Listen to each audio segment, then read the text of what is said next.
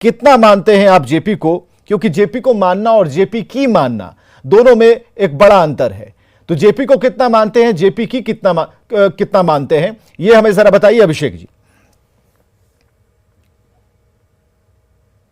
प्रकाश जी की आज जयंती है, हम श्रद्धा सुमन अर्पित करते हैं और हमारे नेता नीतीश कुमार जी ने आज 2 बड़े कार्यक्रमों को संबोधित करके जेपी के विषय में बताया है कि जेपी की विचारधारा पर मूल रूप से हमारी पार्टी चलती है, यह हर कोई जानता है।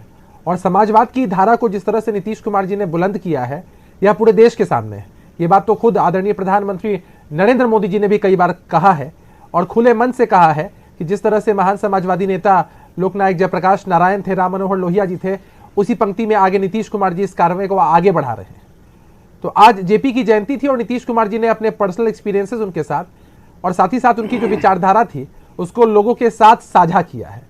एक तरफ तो ये चल रहा है और दूसरी तरफ आप देखिए कि किस तरह से ढोंग चल रहा है जेपी के अनुयायी बनने का। आपको याद होगा कि जेपी ने कहा था कि गोडसे ने कहा था कि महात्मा गांधी जी देशद्रोही हैं, वैसे ही आरएसएस ने कहा था कि जेपी देशद्रोही है।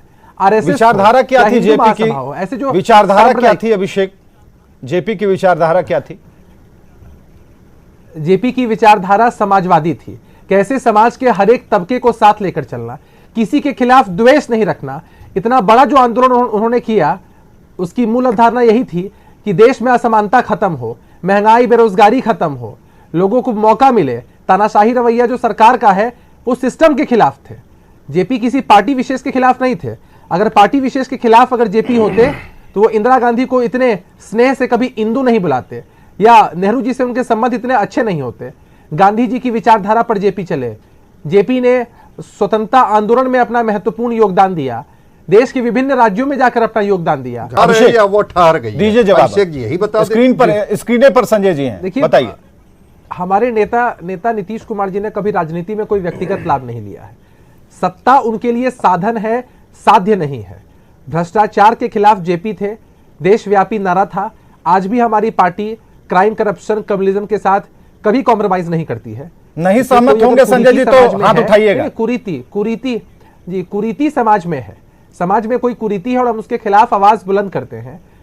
एक से एक जघन्य अपराध होते हैं, हत्या है, लूट है, बलात्कार है, उसके खिलाफ कानून बनते हैं, लोगों में जागरूकता फैलाई जाती है कि गलत रास्ते पर नहीं चलना है। फिर भी कुछ लोग समाज में गड़बड़ी करते हैं, लेकिन हमें बड़ी मजबूती के साथ अपनी विचारधारा को आगे सहमत है संजय जी?